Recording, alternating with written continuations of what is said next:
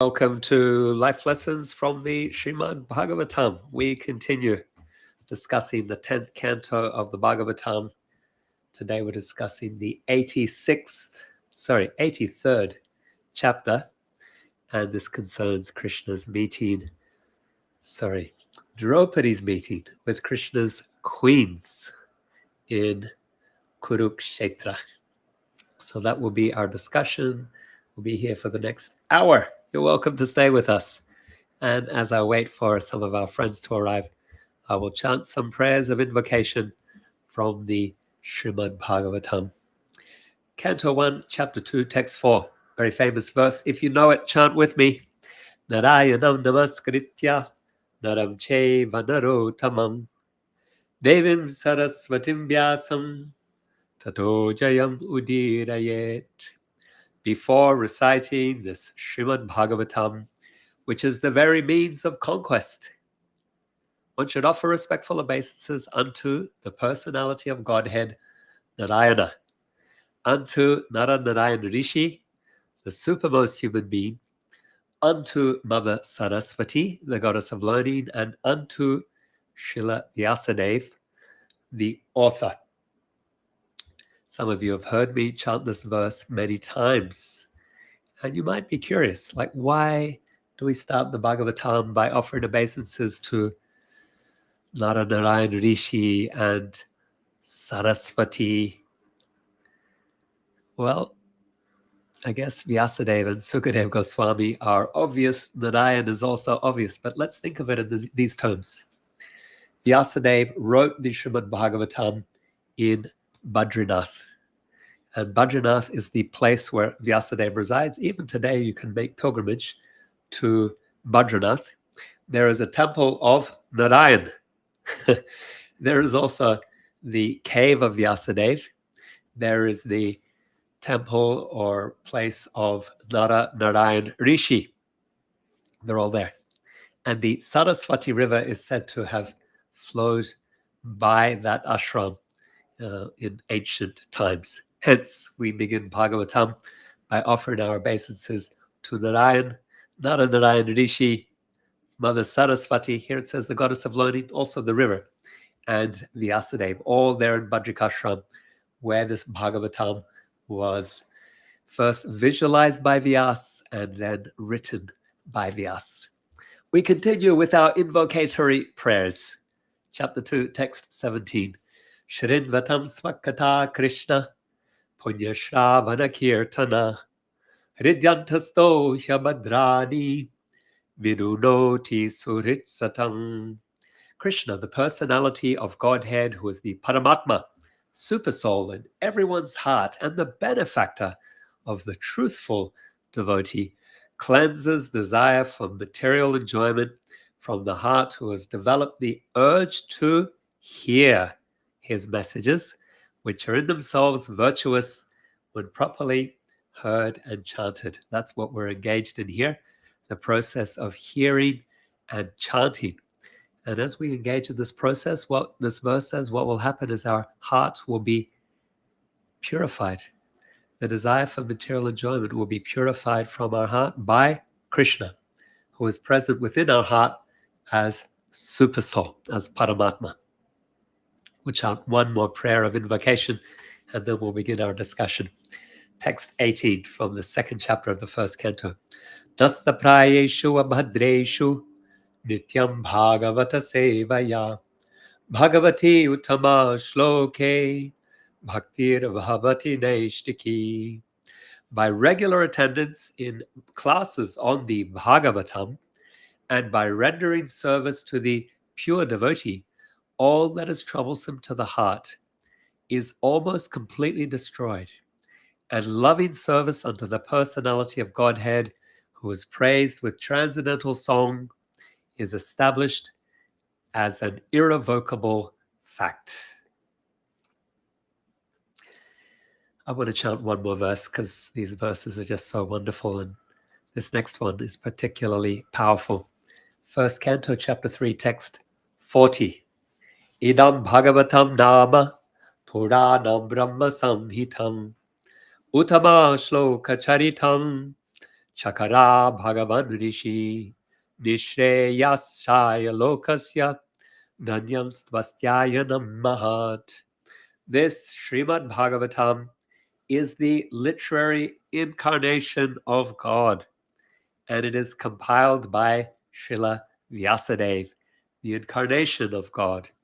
It is meant for the ultimate good of all people, and it is all successful, all blissful, and all perfect. Dhanyam Svasthyaya Namahat. Wonderful. Let me acknowledge some of you have joined for our discussion today. We have from Christchurch, New Zealand, Amayatma Prabhuji. Thank you for being with us. Amayatma says, Hare Krishna Prabhu. Welcome to you. Amayatma, so happy to every time I see your name. Shama Manjari is with us from South Africa. Shama Manjari says, Hare Krishna, Shri Prahlad Prabhu. Ananda Kirtan joins us from Mossman in Sydney, Australia. Ananda says, Hare Krishna. Thanks for being here, Ananda. Grateful to have you with us. Kirtida is with us from Norway. Kirtida sending gratitude. And Monica Sharma also joins us from Sydney, Australia. Welcome, Monica. Thank you for being with us. On Instagram, we have some friends with us as well. We have Mukesh Pargi 9091. We have Radha Rasa Stali Reshma. We have Mukesh. Okay, Mukesh is saying hi. Welcome, Mukesh. We have Nitai, my love. We have Arti Soria, Luisar Manda Bello, and we have IAJ9628 who says, Hare Krishna, I am from India. Welcome to all of you. IAJ9628. I'm joining you from New York City. So grateful to have you with us. We are going to be discussing Srimad Bhagavatam, Canto 10, Chapter 83. Rasa Stali joins us from South Africa. Rasa Stali says, Hare Krishna Prabhuji and all devotees, my humble pranams to all. Flowers and gratitude. And Jema Janavamata joins us from Dunedin in the South Island of New Zealand. Janavamata says, Gaura Bhaktivinda Ki Jai. All glories to the devotees of Sri Chaitanya Mahaprabhu. Haribol. Okay, our topic today is Draupadi meets Krishna's principal queens. Krishna has 16,108 queens. Of these, Rukmini is primary. And then with her, we have also Satyabhama, second senior queen. Rukmini Krishna are worshipped all over India, particularly South India. And then in some temples, you also have Rukmini Krishna Satyabhama, as even our ISKCON temple in Chennai. They worship Rukmini Krishna Satyabhama. In our temple in Los Angeles, New Dwarka, they worship Rukmini Dwarkadish, Rukmini Krishna. So we have heard about Rukmini's marriage with Krishna in chapters 52 to 55 of the 10th canto of the Bhagavatam. We heard about Krishna's marriage to Satyabhama in chapters 56 and 57 of this 10th canto. We heard of Krishna's marriage to Jambavati in chapter 57. Chapter 58 described Krishna's marriages to 8 other princesses, Kalindi, Mitravinda, Satya, Bhadra, and Lakshmana. So you might be familiar with these names. You've heard their stories. Today we are going to hear their stories again, repeated. And it will be in the context of a meeting between Draupadi with Krishna's principal queens at Kurukshetra. In our previous class, we discussed how the Yadus had journeyed to Kurukshetra during the time of the solar eclipse. We read of a joyful reunion between Krishna and the Brajbasis. And so At that same time, that same period, then there was this meeting between Draupadi with Krishna's queens. And this chapter 83 is just dedicated to discussing their conversation. And it's a great conversation. It starts with a question from Draupadi. How did you meet? How did you ladies, how did you princesses, queens get to marry Krishna? And they each share their story. Little conversational tip for you. When you meet a couple, if you want a conversation opener, you just say, how did you guys meet? And get them to share their story. And that's what Draupadi does here. So we learn practical things from we learn transcendental subject matter from the Bhagavatam. We can learn some practical conversation skills here as well. So once again, we're discussing Srimad Bhagavatam, Canto 10, Chapter 83. Om Namo Bhagavate Vasudevaya. Om Namo Bhagavate Vasudevaya. Om Namo Bhagavate Vasudevaya. 3 topics is how we will discuss this chapter under 3 headings. 1, 7 queens share their stories, verses 6 to 16. Topic 2 is Krishna's marriage to Lakshmana. Her story will be highlighted today. It will stand out. And then 3, Rohini speaks for 16,099 queens. Why does Rukmini speak for 16,099? It will be clear as we discuss. So we begin with our first topic, 7 queens stories, verses 6 to 16.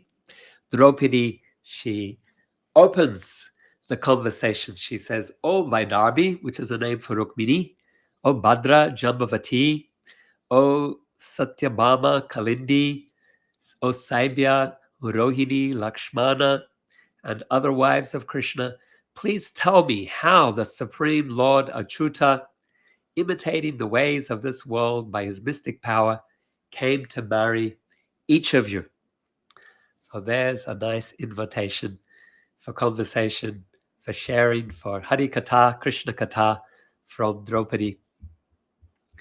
We can ask that question, how did you come to Krishna consciousness? How did you find out about devotional service?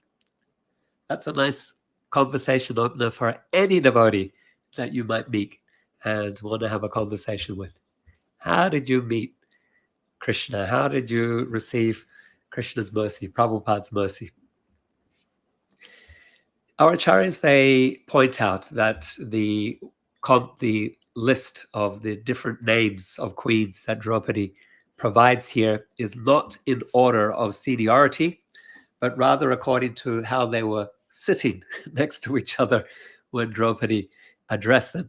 But when they respond, they will respond in order of seniority. Seniority here means who married Krishna first, second, third, fourth, and so on. So who's the first queen? Rukmini. She says, when all the queens held their bows at the ready to assure that I would be presented to King Shishupal, he who puts the dust of his feet on the heads of invincible warriors took me from their midst, like a lion forcibly takes his prey from the midst of goat and sheep. May I always be allowed to worship the lotus feet of Sri Krishna, the abode of the goddess Shri. Here you can see a Kshatriya woman's pride. My husband won me like a lion. He took me from amongst a pack of goats and sheep. That means the other queens that were, the other kings that were trying to protect her for Shishupal, whom she didn't want to marry. Her heart was already set on Krishna. Then Satyabhama, second senior queen, she spoke.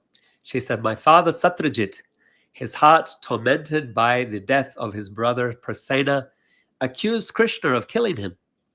To remove the stain on his reputation, Krishna defeated the king of the bears, Jambavan, and took back the Shamantaka jewel, which he then returned to my father.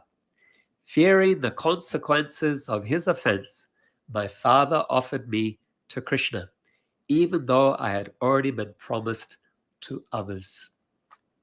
Those others included Akrura. There was some tension around those others feeling slighted by Satyajit's offering Satyabhama's in hand in marriage to Krishna. You also hear her pride. Many others wanted me, but my father gave me to Krishna, and I'm happy for it. Something that our acharyas point out, she doesn't, all the queens here, they'll conclude their story by saying, I just want to be Krishna's maidservant. I just want to have the dust of Krishna's lotus feet. Satyabhama doesn't. She just says how many other kings wanted her hand, but it was Krishna who took her hand in marriage. And Jiva Goswami explains this. He says that Satyabhama's mood is, he says the other queens, they have a mood, it's conjugal, of course, but then there's a flavor of dasya, of servitude. With Satyabhama, that mood is somewhat tempered by friendship. She is less reverential to Krishna, and she can be contrarian, and she can joke with Krishna in those ways. Jambavati, she next spoke. She said, unaware that Krishna was none other than his own master and worshipable deity, the husband of the goddess Sita, my father Jambavan fought with Krishna for 27 days.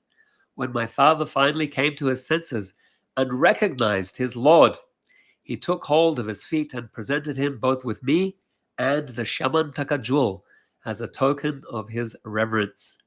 I am simply Krishna's maidservant. Then Kalindi spoke. She said, Krishna knew I was performing severe austerities and penances with the hope of one day touching his lotus feet. So he came to me in the company of his friend, we know that friend was Arjuna, and took my hand in marriage.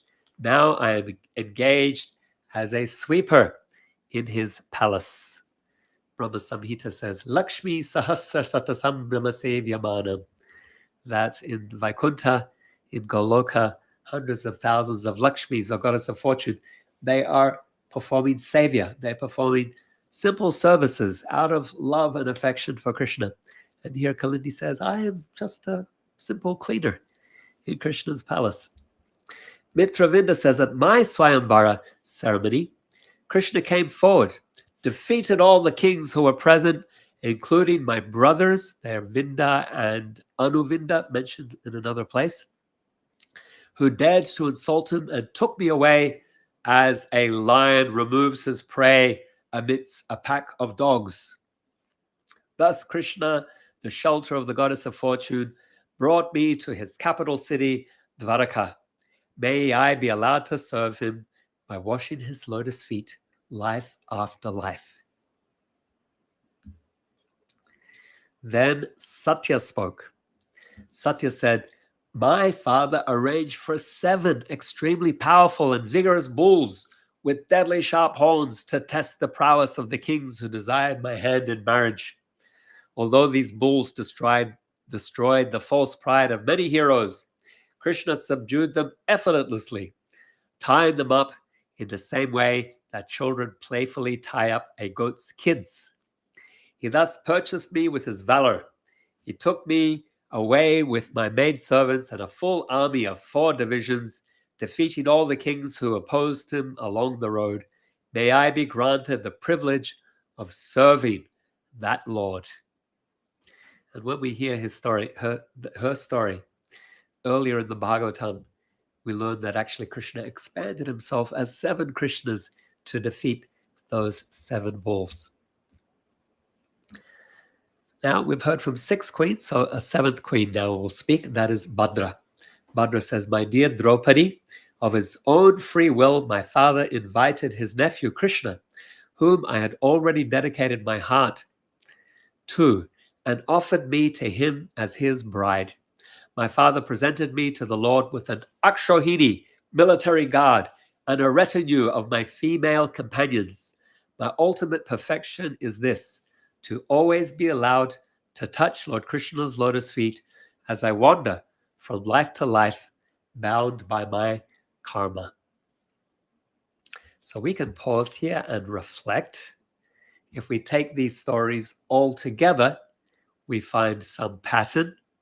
There's a description of divine intervention and grace. In each story, Krishna intervenes in some powerful and miraculous way to aid his devotee, to claim his devotee, whether he's rescuing Rukmini and Mitravinda from unwanted marriages, or clearing his own name, or restoring justice for Satyabhama's family, or revealing his identity to Jambavan after a prolonged battle.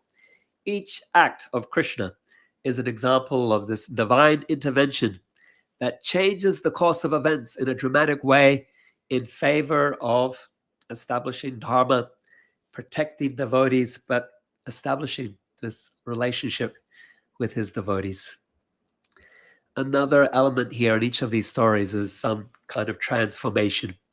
Each story involves a transformation by way of recognizing Krishna's divinity by Jambavan, or redemption by Satyajit, or a fulfillment of desire by Kalindi and Satya and Rukmini through their austerities and bravery and courage. These transformations, they are a result of the affection that they hold for Krishna, and they illustrate how divine influence can lead to profound personal and spiritual growth and transformation. A third element in each of these stories is devotion as both the means and the end. The queens each express complete surrender to Krishna. Their stories highlight how their devotion leads to personal relationship with Krishna, each culminating in an expression of a desire to serve him eternally. And so this shows us how bhakti is both the means and the end for the devotee. Bhakti brings the devotee to Krishna, and once the devotee achieves Krishna, it is bhakti that continues to nourish the relationship and provide complete fulfillment. Let's go to our second topic, Krishna's marriage to Lakshmana. Verses 17 to 39. You'll note that's a lot of verses. Each of the queens thus far, 7 queens, have just spoken, that told their story in a single verse. And now Lakshmana, she's going to tell her story in like 23 verses.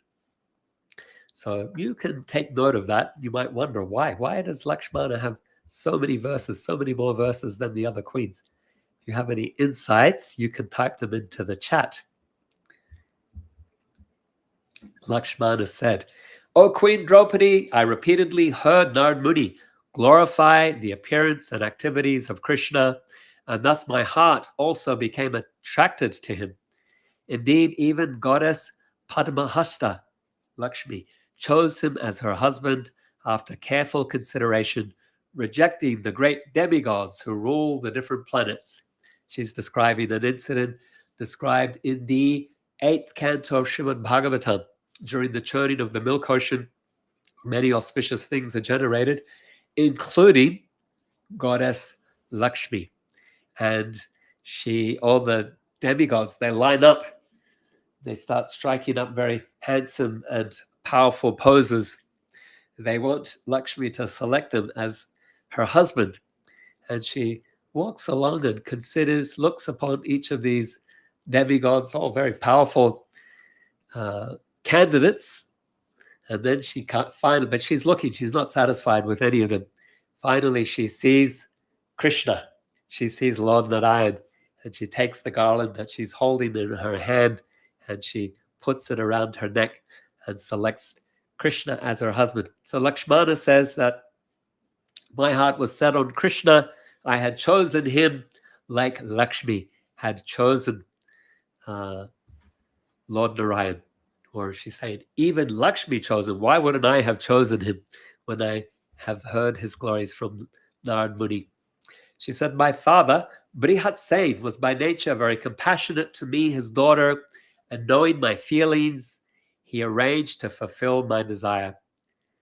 Just as a fish was used as a target at your svayaṁvara, Draupadi, to ensure that you would obtain Arjuna as your husband, in the same way my father arranged for a fish to be used as the target at my ceremony.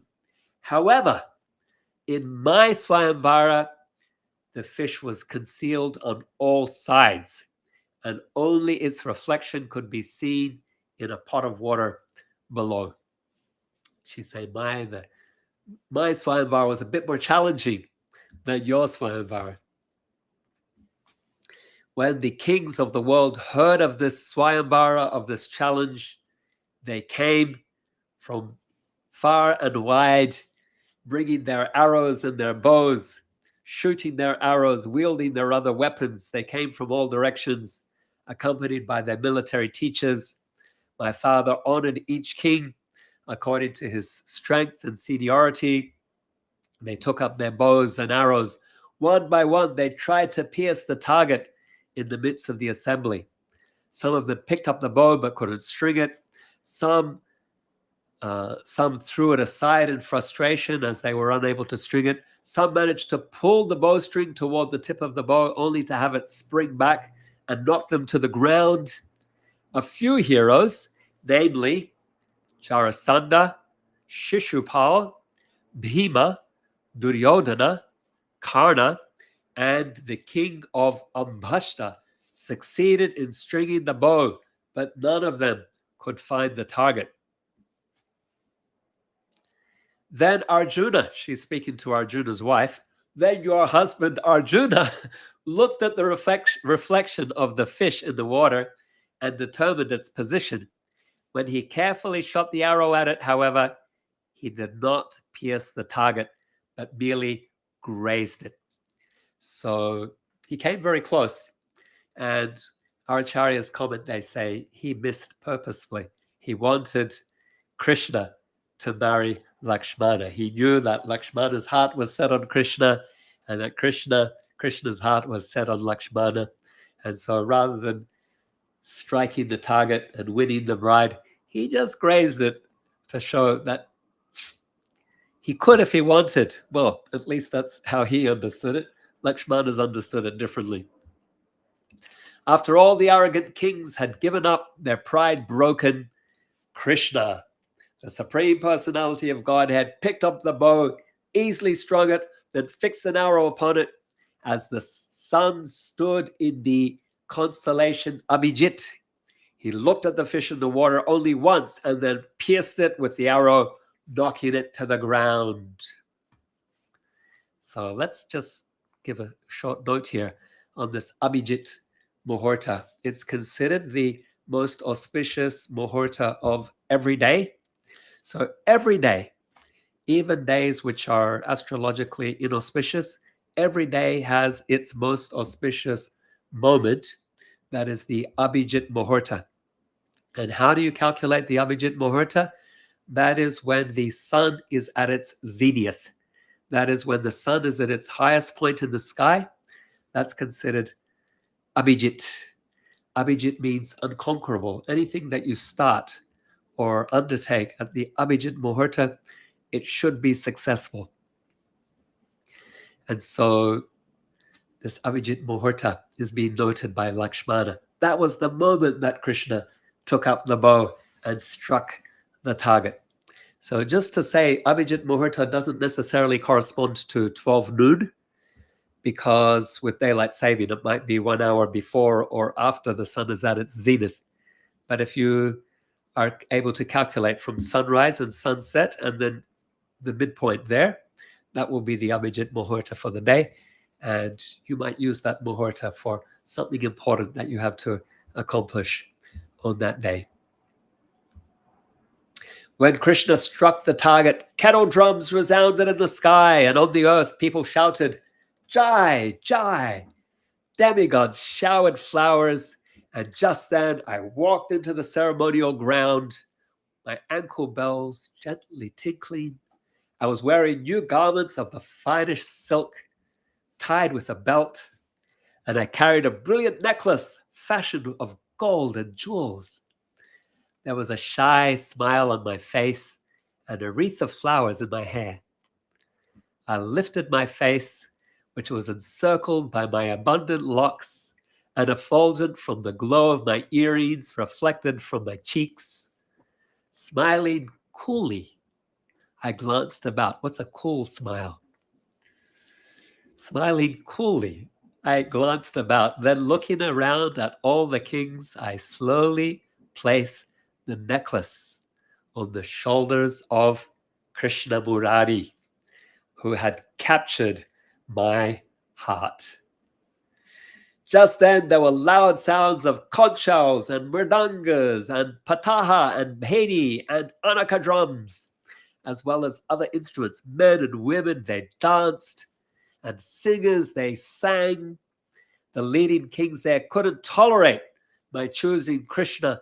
Draupadi, burning with lust, they became very quarrelsome. And then Krishna, he placed me on his chariot, drawn by 4 most excellent horses, donning his armor and ready with his bow, Sharanga. He stood on that chariot, and there on the battlefield, he manifested his 4 arms. Daruka drove the gold-trimmed chariot. As the kings looked on, O queen, they were like small animals, helplessly watching a lion. Many of the queens have used the lion metaphor as they tell their story. The kings pursued the Lord like village dogs. So second queen to use the dog metaphor for the other kings. Otherwise, the other metaphor used was goats and, what was it? Goats and sheep. Goats, sheep, and dogs. All right. Raising their bows. Yeah, some kings raising their bows stationed themselves on the road to stop him as he passed by. These warriors were deluged by arrows shot from Krishna's bow Sharanga. Some of the kings fell on the battlefield with 7 arms, legs, and necks. The rest gave up the fight and fled. These are princesses speaking here. Daughters of warriors, the wife of a great warrior. The Lord of the Yarus then entered his capital city, Dvaraka, which is glorified in heaven and on earth. The city was decorated elaborately with flagpoles carrying banners that blocked the sun, and there were splendid archways. And as Krishna entered, he appeared like the sun god entering his abode. My father honored his friends, family, and in-laws with precious clothing and jewelry, and with royal beds and thrones and other furnishings. With devotion, he presented the perfectly complete Krishna, the perfectly complete Lord Purnamana, with a number of maidservants bedecked with precious ornaments. Accompanying these were guards walking on foot, and others riding on elephants and chariots and horses. He also gave many valuable weapons. Thus, by renouncing all material association and practicing severe austerities, we queens have all become the personal maidservants of the self-satisfied Supreme Lord Krishna. Wow, what an amazing narration of her wedding, of her marriage to Krishna from Queen Lakshmana. Now, earlier I asked you if you had any thoughts on why Lakshmana gets to tell her story in 23 verses, whereas the other queens each had just 1 verse to tell their story. I said if you had an insight, you could put it in the chat.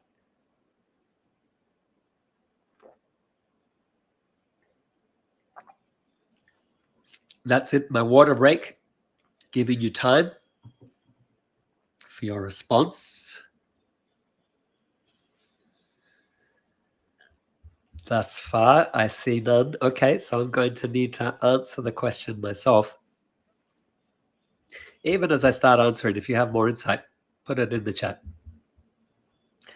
So one is, Jiva Goswami, he answers the question. He says that Lakshmana thought the other queens were being shy. Like they're just using 1 verse to describe their marriage to Krishna. And she just became ecstatic and shared her wedding story in lots of detail. just overwhelmed with emotion as she tells her story. So that's one answer to this question. Another is this, from a literary point of view, or let's say from the point of view of the narrator, Sukadeva Goswami. Each of the principal queens of Krishna has already had their story told in separate chapters. Rukmini's story was told in chapters 52 to 55. There's 3 chapters there. Satyabhama's story was told in 2 chapters, 56 and 57 of the 10th canto. Jambavati's story was told in chapter 57. Kalindi and Satya had their story told in chapter 58. And so by the time we arrive at Lakshmana, chapter 83, she hasn't had a chance yet to tell her story or to have her story told in great detail. And so Sukadeva Goswami, he's giving us the detail of her marriage to Krishna and fulfilling this pattern of giving detailed accounts of all the principal queens and their marriages to Krishna. There's another element here, another answer to this question. And this is also confirmed by Jiva Goswami. And that is that there's similarity between Draupadi's svayaṁvara and Lakshmana's svayaṁvara. And because of this similarity between their svayaṁvaras, Lakshmana feels excited or enlivened to share the details of her story. She's speaking to Draupadi, and both of them, Lakshmana is very proud that both of them had svayaṁvaras that involved a challenge that tested the skill and the worthiness of the suitors. It was centered on archery, and it involved the target, but then Krishna's was even more demanding. The setup of Krishna's challenge was even more demanding than that which was set up for Arjuna and Draupadi's svayaṁvara.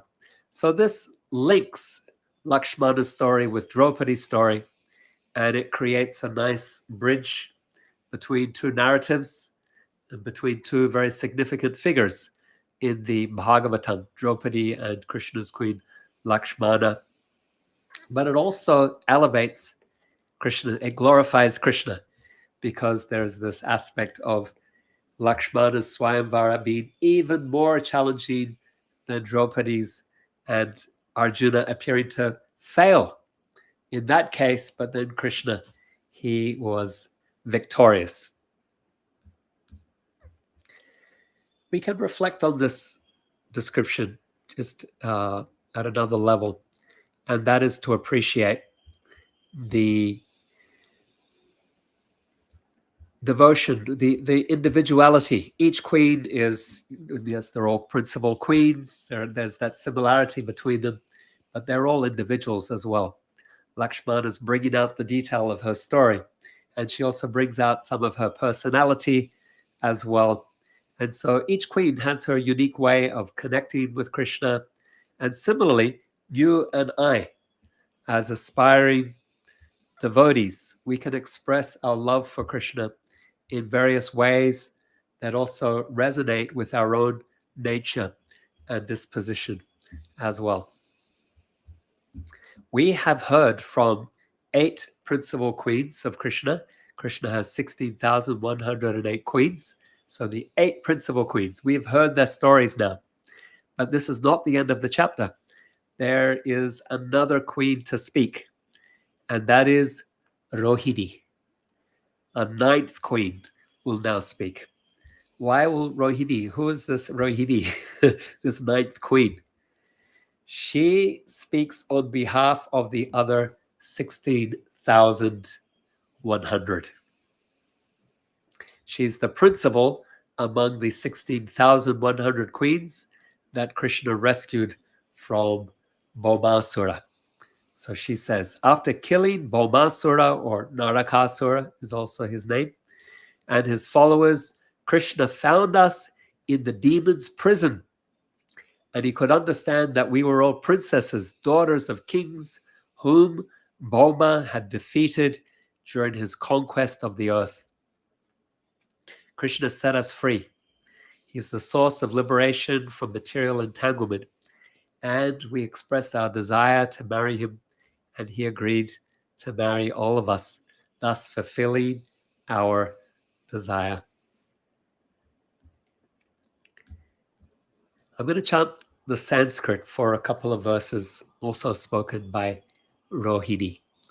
This is verse 41 to 42. I'll read the translation to that, and then we'll also read for verse 43 as well. It's very beautiful.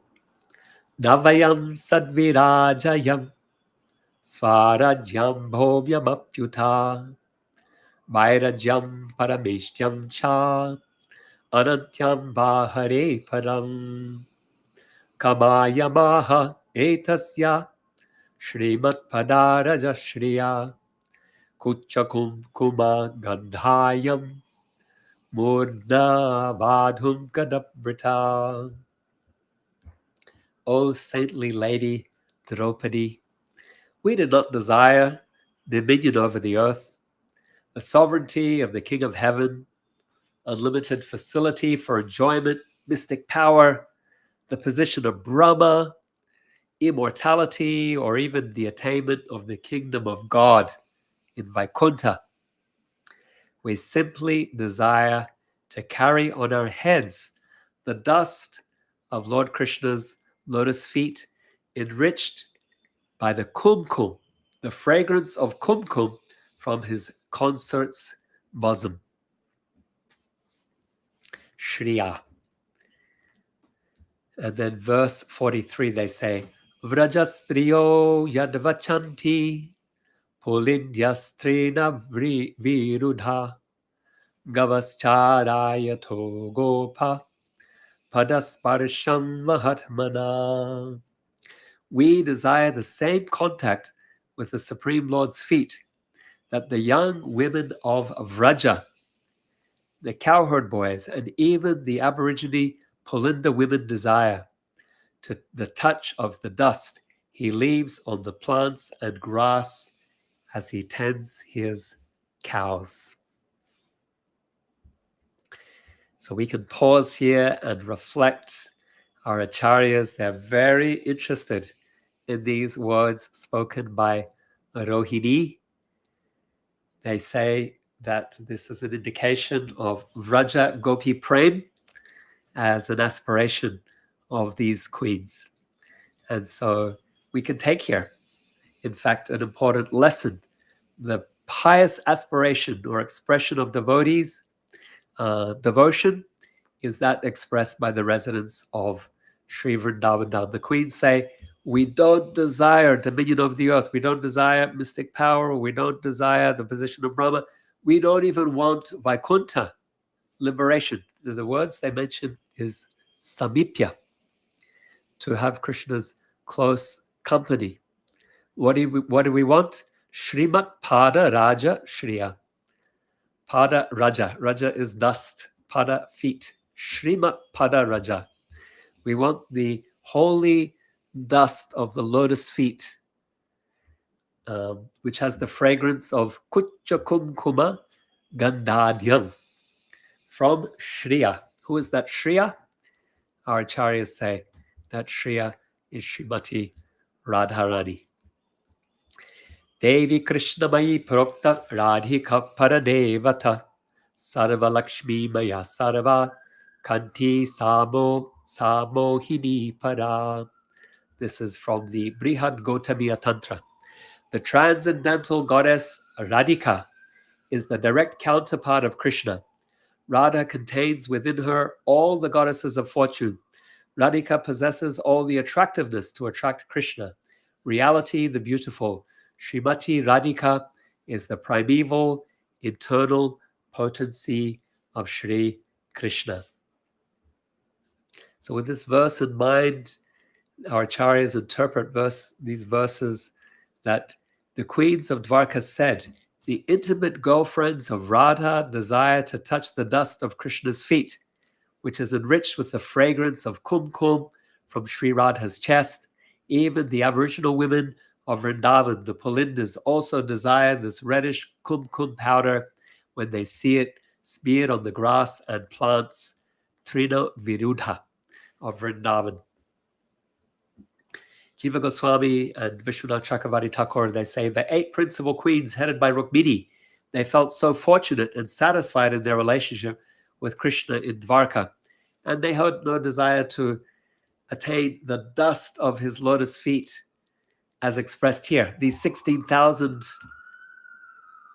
queens, however, headed by Rohini, they say that after meeting Uddhava in a secluded place, and after hearing about the Prem Rasa of Vraja, became very attracted to touching the dust that falls from Krishna's feet onto the grass and the plants of Vrindavan, because that was Uddhava's prayer.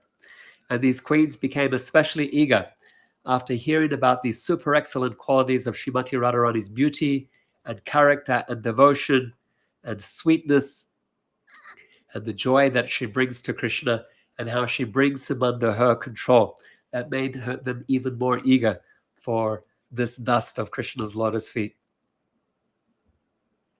And because of this eagerness in their hearts, our acharyas say that after the Mosala Lila, that is when Krishna withdraws his pastimes, his disappearance pastime, these 16,100 princesses or queens were stolen from Arjuna on the road by Krishna himself in the guise of 16,000 cowherds.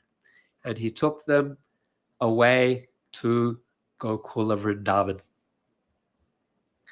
So we can reflect. If Radha Bhava, Radha Dasya is the aspiration of these queens in Dwarka, then we should also be convinced to accept the invitations of Sri Chaitanya Mahaprabhu and the 6 Goswamis and Srila Prabhupada to cultivate Braj Bhakti and Radha Dasya as our principal and only aspiration.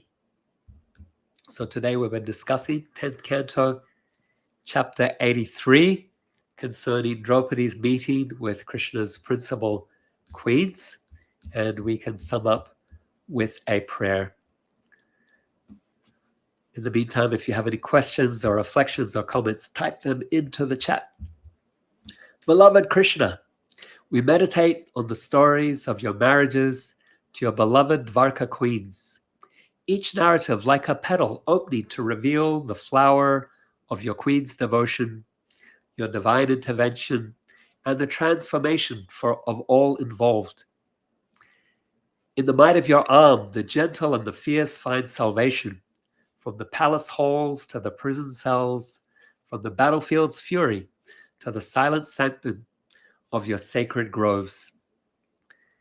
And in the quietest of whispers, like the rustle of leaves, speaking the secrets of the wind, Rohini recounts the yearning of the 16,100 who seek only the dust of your feet. This dust, born from the paths tread by your pastoral grace, carries the fragrance of Radha, the personification of divine prema. This inspires our prayer, O beloved of Vrindavan.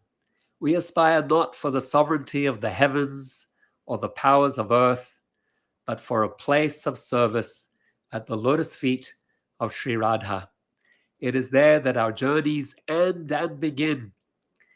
In this divine surrender, let us behold your eternal dance as Radha and Krishna forever entwined in leelas of love.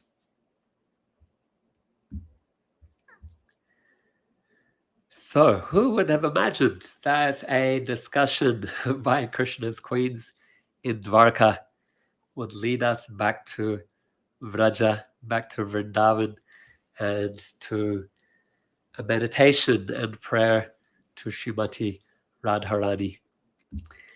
Amiyatma Prabhu brings a question or a comment. He says, Prabhu, are all Krishna's queens actually expansions of the principal gopis of Krishna, and therefore we have a natural deep hankering to be reinstated in their original position of service in Vraja under Srimati Radharani's shelter? A good question, Amiyama Prabhu, and I will answer it in two ways. One is to say that, yes, all the queens are expansions of first Srimati Radharani and then expansions of the gopis. So Radharani is personified Hladini Shakti. Hladini Shakti personified expands as so many gopis and then further expands as the queens in Dwaraka and as the Lakshmis in Vaikuntha. So that is their eternal position. Generally, they are satisfied in service, like Lakshmi is satisfied in Vaikuntha, even though she hears about Krishna's prema rasa in Vraja and wants to taste it, wants to see it. We learn from the Bhagavatam, where the wives of Kalya, they say that Lakshmi performed penance and austerities for a long time to get the dust of Krishna's feet on her head. And this is also mentioned also in the Srimad Bhagavatam. I'm trying to remember the chapter or the context. It could be the Venu Gita. Could very well be that the gopis themselves, no, it's the Rasa dance, the description of the Rasa dance, where it says that, Krishna held the gopis very close in a way that Lakshmi had never experienced. The type of familiarity and intimacy that Krishna expressed with the gopis was never experienced by Lakshmi, the goddess of fortune. So she has an inclination or an interest in this, but she's not inclined to give up her position of Lakshmi to taste it. So yeah, there is an appreciation and a yearning, but there is also an attachment to, in that sense, a satisfaction and an attachment for remaining there in Vaikuntha as Lakshmi. And so we'll say that generally that's the case of the queens as well. However, there is an appreciation, we hear, there is an appreciation of the intensity of love that is felt by the gopis for Krishna, and an appreciation of that. Generally, the devotees are satisfied in their place of service. However, there can be an appreciation of the service of others and an interest in that, particularly if the devotee sees that Krishna is particularly pleased and there is a particular intensity of love, and the devotees will appreciate that and have some special affection or special, that those devotees will have their special attention. Do they want to be reinstated in their original position of service? Generally, we'll say that the queens are, so we can read, for example, Brihad Bhagavatamrita. The queens are aware of the gopis. They hear Krishna calling out in his sleep, "Hey Radha, hey Lalita, hey Vishaka." So there's some sense that Krishna loves them more than us, and a sense that their love for Krishna must be so great. So there's an appreciation of that. Do they want to become gopis? No, they want to stay as Krishna's wives, as queens. But there's an appreciation of the intensity of that love. So yeah, so those are the two ways that I'm answering the question. One is to say they are expansions, and the other is to say from the pastimes we know that there are verses describing how there is an appreciation and even a desire to taste it, but without giving up their position as Lakshmi or as queens, and therefore they don't taste it. They don't get to taste what it is to be a gopi in that way. They don't get to taste that intensity because they don't take to the process. And what is that process? Gopir Batur Padakamalayur Dasa Dasa Anudas. If you want to taste that and to see that and to participate in that, you have to do service, anugatya. You have to do service in that mood. You have to take shelter of those devotees and aspire to their mood of service, to their mode of service.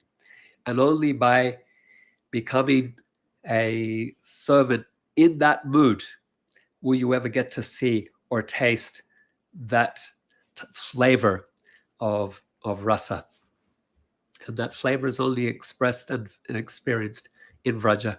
And that's why the gopis, even when they meet Krishna in Dwarka, they want to take Krishna back to Vraja, because Krishna can only fully be Krishna, Brajendra Nandana Krishna, in Vrindavan. And thus Krishna can only experience the highest rasa, the highest intensity of rasa, of loving exchange within the context of Vrindavan.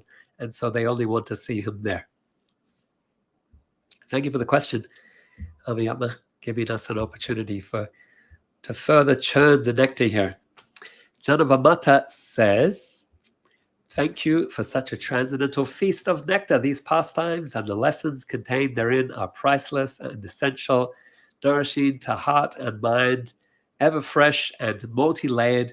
Why is it that sometimes they seem so real and relevant and sometimes so far away and inconceivable?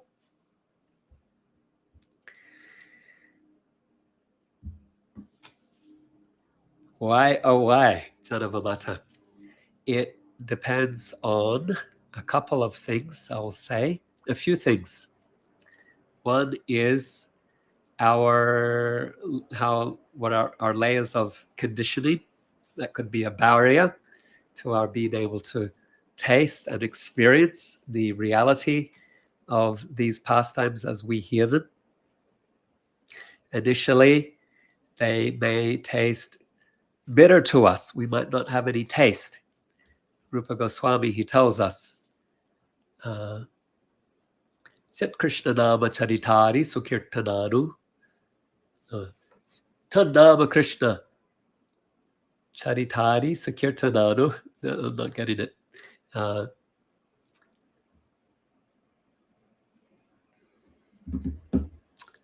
My tongue keeps going to a different verse. Even if I start with the right words for the verse that I want, it flips to a different verse. So I'm not arriving there. Swadvi Kramati Tad Gadabula Hantri. Anyway, I got the first words and the last words of the verse, where he says how the tongue, which is afflicted by the jaundice of avidya, cannot appreciate the sweetness of Krishna's names, or we can extend to descriptions of his pastimes. He says, just as when we are afflicted by jaundice, we cannot appreciate the sweetness of sugarcane. He says, but by tasting the sugarcane as a medicine, step by step, we become cured and we are able to taste the sweetness again. Similarly, by taking the holy name, by regularly hearing Srimad Bhagavatam, then we get cured, and that which tastes bitter starts to taste sweeter and sweeter, and we get a greater sense of taste and attachment. So that's one element. That's what depends on us. There is another, and that is where Krishna's revelation, what Krishna will reveal to us, is dependent on him. We can make the effort, we can chant the holy name, we can sit in kirtan, we can participate in discussions, but it takes for Krishna to also choose to reveal himself to us, to give us that taste, to give us that magic, and that's his prerogative. He is the supreme autocrat, And so it's up to him to decide when and where and how he will reveal himself to us. There is no sense of entitlement from our side. It is a matter of mercy.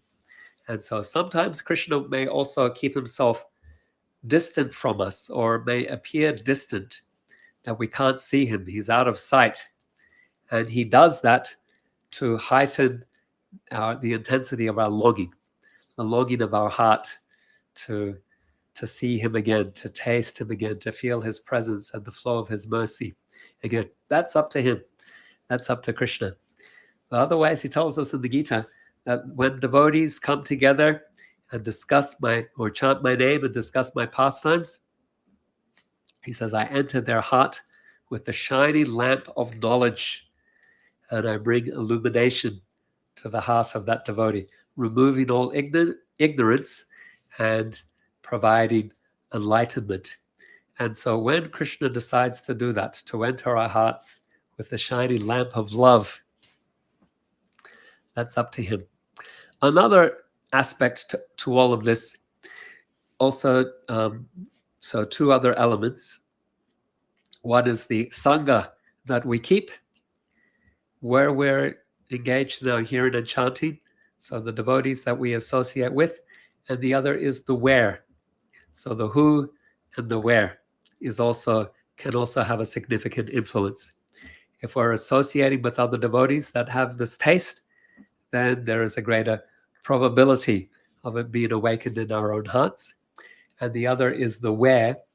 There are places that are particularly potent to awaken this taste as well, this experience, what you're describing, where you can even get a sense of seeing the pastime. It becomes so real and so relevant and so there.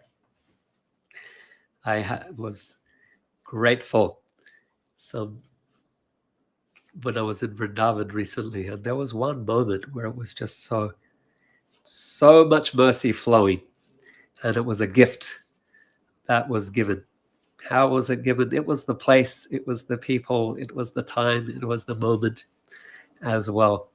And so, yeah, place and Sangha can also, so therefore Chaitanya Mahaprabhu was emphasizing these 5 things: Nam Kirtan, Bhagavat Shravan, Sadhu Sangha, service to the Dham, and service to Sri Vigraha as well.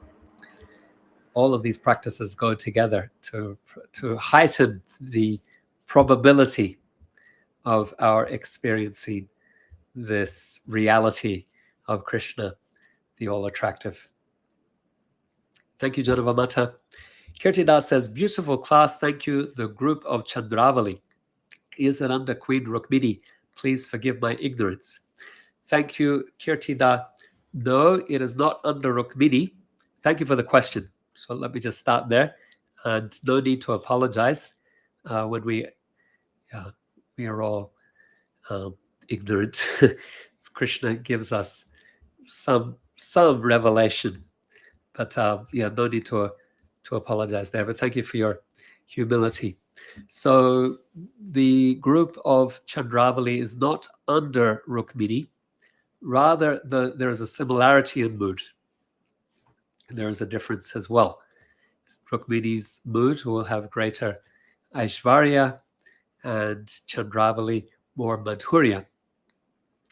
But within the context of their, whether Dvarka or Vraja, then the mood of Chandravali or Rukmini is similar in that it is more subservient or compliant. It is a mood of submission. Whatever Krishna says or does is good, and it is fine, and they will comply with whatever is Krishna's will. And there's a contrast with Sri Radha's mood and her mode of dealing with Krishna, and that is that she is contrarian. Often what Krishna will say, then Radha will say the opposite. And she will resist Krishna, and she will make Krishna have to woo her, and she will test him, and she will rebuff him, and he'll have to try to win her affections. So she often takes this contrarian mood, and that heightens the rasa of their exchanges. It makes everything more exciting, unpredictable, and for Krishna to be told no or to be resisted, he's the Supreme Personality of Godhead. Everyone is dependent on him and submissive to him, and the Vedas praise his glory, the Brahmanas sing his praises. In Vaikuntha, everyone is dedicated to fulfilling his every desire. And then you have Sri Radha and her girlfriends, or that resist and are contrarian, and they'll say the opposite of what he says, or they'll mock him and make fun and play. And so this is very pleasing to Krishna. He gets the greatest pleasure, therefore, in his association, his dealings with Sri Radha. And Satyabhama has a similar mood. So she's also Bamya, or contrarian. Thank you for the question, Kirtida. Nikunja says, thank you, Prabhu. The 16,000 wives were once stolen from Arjuna, disguised as cowherds by Krishna. Please, can you enlighten us with that pastime? Yeah, so this is described in the 11th canto of Srimad Bhagavatam. It's also indicated in the first canto of the Bhagavatam, where Arjuna is very depressed. He comes back from Dvarka, and he gives news to Yudhisthira that Krishna has left the world. And Krishna had charged Arjuna with taking the 16,000 queens from Dvarka to Mathura, because Dvarka was about to fall into the sea with Krishna's disappearance. And so Krishna charged Arjuna with taking these queens to Mathura for safety. And as he was transporting the queens, he was attacked by villagers. And Arjuna was shocked that these cowherds overpowered him. And he's telling Yudhisthira, I'm the same Arjuna. I have the same Gandiva bow. I have the same chariot. I'm the same person, but there was no potency. My arrows had no effect. My bow didn't have the same strength. I didn't have the same aim. And I was completely overpowered by these cowherds. And I realized that all of my power was, in fact, Krishna's power. As long as Krishna was present on the earth, Arjuna was the greatest bowman on earth. And once Krishna had left, and his mercy he felt withdrawn, or at least his empowerment withdrawn, then I was unable to do anything. So that was a great lesson for Arjuna, a great lesson for all of us. Krishna says in the Gita, I am the ability in people. Where do we get our ability to speak, or to walk, or to talk, or to clean, or to do art, or to whatever it is that we do? It is Krishna is empowering us. And because that is given to us by Krishna, we also must make it our offering. We offer it back to Krishna in a mood of loving service. So Arjuna is overpowered by these cowherds on the road. And our acharyas explain that how is it possible that these cowherds can touch Krishna's queens? Therefore, they conclude that those cowherds were in fact Krishna, who has come to take these queens because they had some desire to be taken by Krishna in that mood as a cowherd. Otherwise, it's a very tragic story of Krishna's 16,100 queens just being kidnapped by some highwaymen. So our acharyas explain it that way. Just as that Brahmana was disturbed that Lord Chaitanya met the Kurma Brahmana, how is it possible that Ravana could touch Sita, the goddess of fortune? And then Lord Chaitanya says, well, it mustn't have been the real Sita. Like he's able to surmise just by apply some logic. must have been something else. And then he found the Matsya Purana Shastric reference to support it. That was actually a false Sita taken by Ravana. And so Acharyas explained similarly these so-called highwaymen that were actually Krishna in disguise. Amiyatma Prabhuji says, brilliant answer, Prabhu. Thank you. I'm wondering when Krishna kidnapped the queens at the end of his Leela and they were taken to Gokula, as you said, what they would have done there. Yeah, good question. So it's a winding up of that pastime. And then they will get a taste of Raja or and then take on their eternal pastimes in the Uppercut Leela. I would say as queens, that's their eternal relationship with Krishna. Krishna will give them a taste of that Braj Ras, but their eternal relationship with Krishna is as his queens. Achutananda says, is there a difference between jivas who become gopis in Vrindavan and the gopis who are expansions of Hladini Shakti? In one sense, yes. In another sense, no. Generally, we take it, all the gopis are Hladini Shakti. But once, Prabhupada, he says this, he would emphasize this, once a Nityabhada jiva becomes a liberated jiva, then they are Swarup Siddha, and there's we don't see them anymore as ever having been Nityabhada. They are Nitya Siddha. They are eternally liberated souls. So, is there a difference? Yes and no. We are all expansions of Krishna's Shakti. We are all expansions, Satchit Ananda. We are tiny, minute expansions. So, in that sense, we are same. But there is a difference in these gopis that they are eternally gopis expanded of Radharani Hladini Shakti, whereas we reflect a portion of that Hladini Shakti as Ananda, Satchit Ananda. So that Ananda potency is given to us by Radha.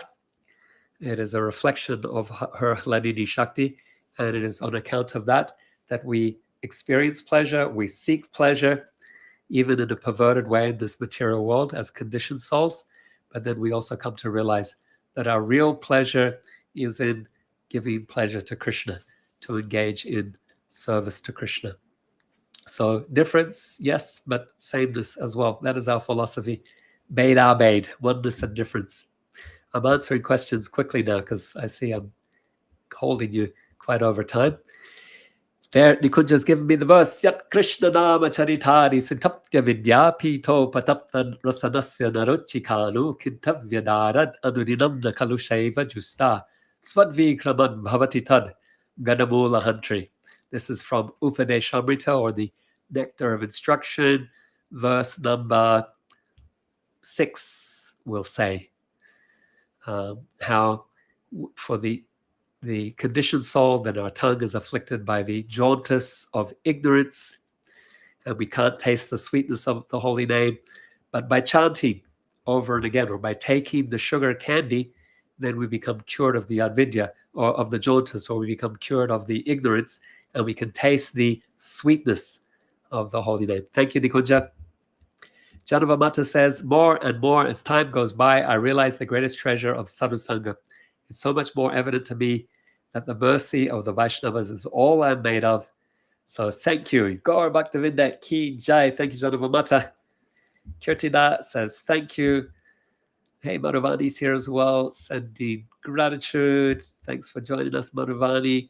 Janavamata says, if the queens of Dwarka are expansions of the gopis, then aren't they intrinsically, in essence, Brajabasis? In one way, yes. In another way, no. So we are all expansions of, in that sense, we have the Ananda potency within us, and that is an expansion that is expanded. The personified, concentrated Ananda is Hladini Shakti, Srimati Radha, Hladini Shakti Swarup, Srimati Radharani. And the gopis are expanded of her, the queens of a further expansion. And so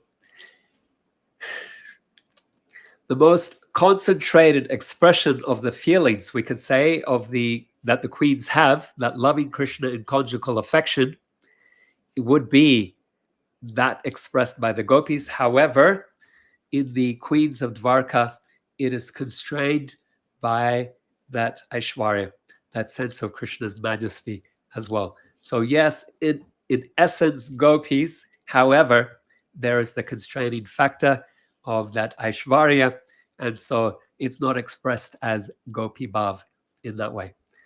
Thank you, Janava Mata. Chirananda says, thank you. And here Nikunja says, it's nectar of instruction number 7. Thank you for that, Nikunja. On Instagram, thank you all for being here. May you all develop taste for hearing and chanting Krishna's name with attention. May you deepen your taste for discussing Srimad Bhagavatam. May you deepen your appreciation for Krishna's appearance as his sacred deity form. May you deepen your appreciation for the holy Dham, like Srimati Radharani and Mayapur. May you deepen your love and appreciation for Vaishnavas and take every opportunity to express that love and to serve Vaishnavas and to deepen your relationships with Vaishnavas.